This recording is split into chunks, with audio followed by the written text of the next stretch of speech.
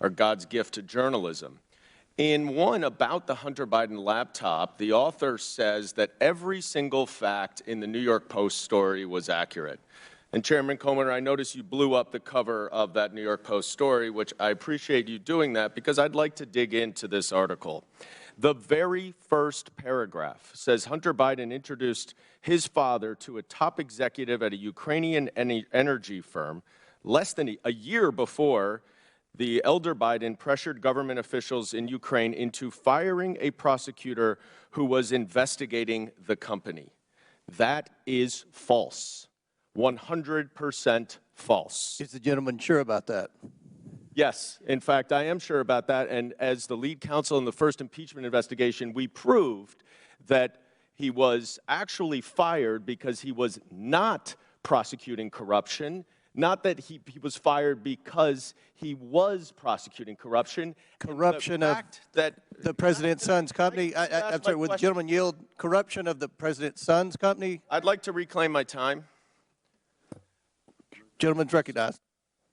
The fact that Joe Biden fired, consistent with U.S. policy and every single European country, the prosecutor general in Ukraine because he did not prosecute corruption, including at companies like Burisma, has been proven over and over and over.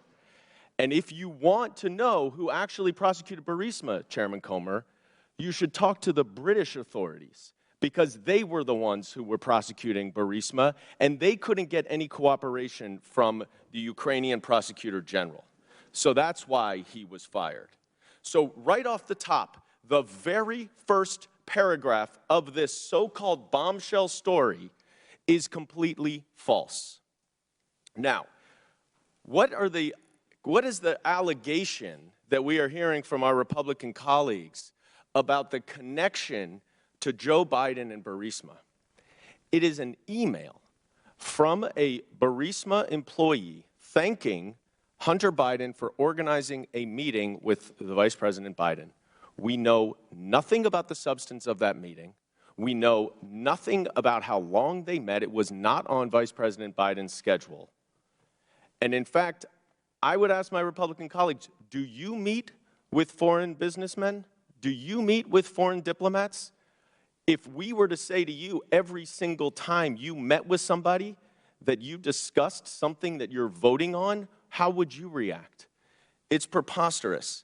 And Chairman Comer, you have said in your opening statement that Joe Biden lied to the American people. That is a bold, bold accusation. And so far, we've seen no actual evidence of any lies or any support for Joe Biden being involved in anything having to do with Ukraine other than promoting U.S. foreign policy. And I hope that you are not abusing the power as chairman of this committee, and that you are not wasting taxpayer dollars on a fishing expedition into a civilian child of a president for political purposes. I yield back. The gentleman yield to a quick question. You don't have to. It's your choice. You yield? Yeah, please. So, I would love to discuss this. Are you admitting that Joe Biden did get the prosecutor in Ukraine fired?